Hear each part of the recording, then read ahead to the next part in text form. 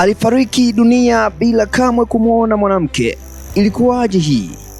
Mtawa wa Kigiriki wa Orthodox kwenye mlima Athos, kitovu cha umonaki wa Orthodox, alifariki akiwa na umri wa miaka 82 bila kuwahi kumwona mwanamke kamwe.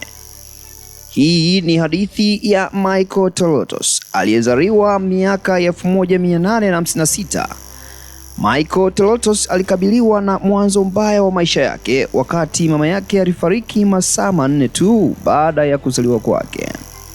Hii ni hadithi ya kustajabisha sana.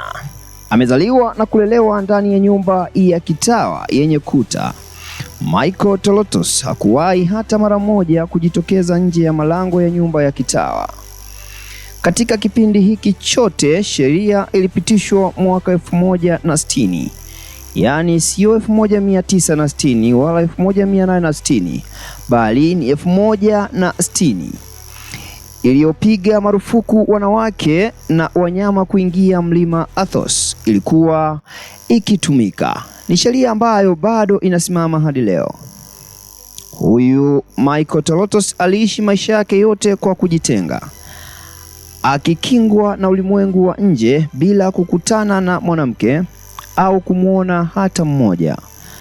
Mtawa huyo alipewa hata mazishi maalum na watawa wote walioishi katika mlima wa Athos, walioamini kwamba alikuwa mtu pekee duniani aliyefariki bila kujua mwanamke. Hakuwahi kuona gari hata ndege, na hakuwahi kabisa hata kuona sinema, yani hakuona movie yoyote. Hiyo ni hadithi fupi inayomhusu Michael Tolotos. Mtazamaji wetu wa TZ Online TV, ni ukumbushe tu, kama ulikuwa bado hujasubscribe kupitia akaunti hii, basi bonyeza kitufe kimeandikwa subscribe, na ndipo utakuwa kwanza kabisa kupata taarifa zote kutoka Master TZ.